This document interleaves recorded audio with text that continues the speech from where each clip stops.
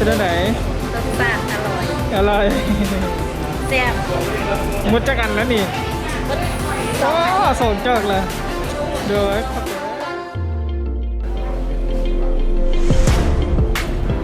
แซ่บ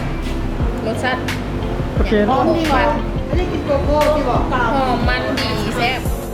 แอบ